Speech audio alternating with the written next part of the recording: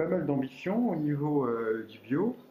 Quel était un petit peu votre parcours pour être président? De l'agence bio. Oui, Alors Didier Perrol, je suis président fondateur d'une société qui s'appelle Equibio, qui est basée dans le Nord-Ardèche. Fils d'agriculteur, plutôt chef d'entreprise autodidacte, et ça fait d'une trentaine d'années que j'ai commencé avec un magasin bio.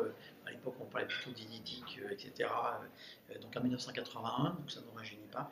Mais au fil des années, développer une entreprise dans la distribution, puis dans la transformation de produits essentiellement alimentaires, avec la découverte de la petite graine de quinoa, mais travailler aussi sur les filières locales telles que la châtaigne, le petit épaule de Provence, le riz Camargue, le millet en région de Vendée, etc. Enfin, une implication forte dans les graines. Je pars toujours du principe que la graine, c'est source de vie, et transformateur de biscuits, de pâtes, etc.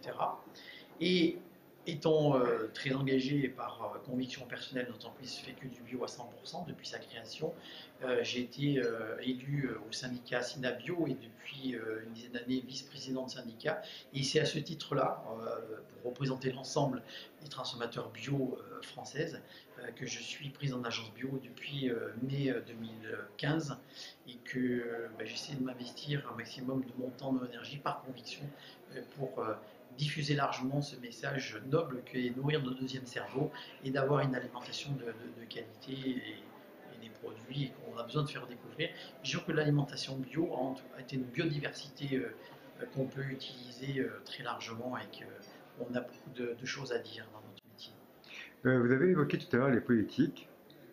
Comment ressentez-vous leur positionnement par rapport au bio? Est-ce qu'ils sont intéressés? Quel est votre par rapport à l'huile de Ce sont des France? initiatives positives, ça montre bien que le lien entre le citadin et la nature, la campagne, pas oublier la terre d'où on vient et le sol, qui a besoin de retrouver ses racines et que le lien entre l'agriculteur et le consommateur est un lien important. Et on le voit par le bio, par les AMAP, par différentes organisations, que c'est un moyen aussi d'échange et de discussion. Et je dis toujours que même dans les écoles, on devrait systématiquement en place des jardins bio pour apprendre aux enfants quand on sème une graine dans le sol, ce qu'elle peut se développer et qu'elle nourrit, etc. Ça, c'est de la pédagogie. Mais les initiatives au niveau politique, bien sûr, elles sont là pour accompagner ce que demande le concitoyen. Le concitoyen est de plus en plus informé, il voit de plus en plus de problèmes de santé autour de lui, il y a de plus en plus de cancers. À un moment donné, on se pose quand même des questions. Enfin, celui qui veut bien se les poser. Donc il y a entre cette évolution de cette société qui a fait des excès comme on les connaît dans l'alimentaire et qui se remet en question et dire je veux m'alimenter un peu mieux. Donc le politique il fait qu'accompagner quand il le fait correctement. C'est quelques exemples, je suis informé bien sûr de ce qui se passe en Ile-de-France, mais dans toutes les régions françaises. Aujourd'hui de plus en plus des élus locaux qui touchent de près les problématiques de ces citoyens est obligé d'accompagner ce sens-là. Mais malheureusement, on constate dernièrement nos sénateurs qui n'ont pas été capables de voter cette loi qui devrait dû accompagner la restauration scolaire et permettre à nos enfants d'avoir plus d'alimentation bio. Je ne comprends pas, et c'est pour ça que je citais tout à l'heure, vous les médias, les journalistes, envoyez l'information pour que nos élus soient au courant de ce qui se passe des fois sur le terrain. Parce qu'il y a un manque de contact avec le terrain. Je ne parle pas pour l'ensemble des sénateurs, parce que j'en connais pas mal qui sont très conscients de cette problématique et qu'il faut faire quelque chose. Mais voilà, c'est un peu la déception du moment. Alors après, vous savez, je dis toujours la base, c'est le concitoyen, c'est lui qui fait la vie de son quotidien et qui se le construit lui-même. Donc à lui d'être plus se créer des groupements, des associations, des mouvements pour que on puisse diffuser cette information, qu'il y ait de plus en plus d'alimentation bio dans les cantines, qu'il y ait de plus en plus en tout cas d'informations sur le sujet.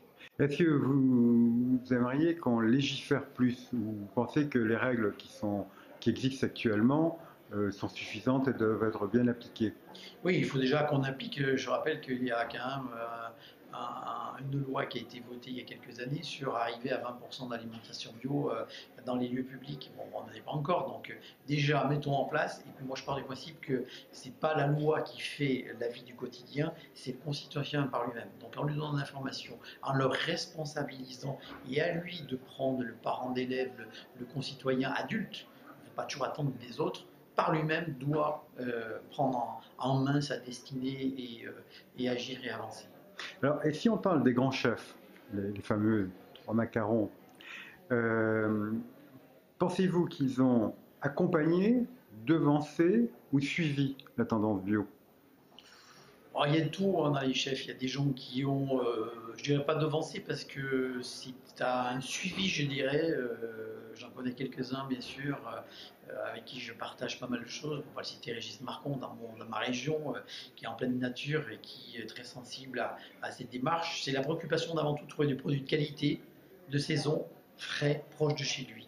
Mais bien sûr, si en plus il est en bio, et comme maintenant, aujourd'hui, malheureusement, avec la pollution de plus en plus grande, et diffusion des engrais chimiques, pesticides, insecticides, tout ce qu'on veut mettre dans ce melting pot, il est parfaitement clair que la cahier des charges bio, qui est très clair et très précis, permet d'avoir une garantie, en tout cas sur les produits qu'ils vont mettre en œuvre dans leur cuisine. Et ils seront donc eux qui travaillent la qualité au quotidien que l'ingrédient bio, la viande bio a meilleure consistance, meilleure saveur, meilleure qualité, meilleur rendement, et ils y viennent par la force des choses. Alors, ils ne le disent pas tous, mais celui, je dis bien chef, parce qu'ils ne sont pas tous dans ce cas-là, qui travaille sur des produits frais de saison et de qualité, il va par évidence, et même dans les vins, il va même de par évidence, par lui-même aujourd'hui, s'il ne l'a pas encore fait, il va le faire un jour ou l'autre, et il vient, c'est la démarche inéluctable. Ok, parfait. Écoutez, je vous remercie. Je vous en prie. Éventuellement, vous avez une carte?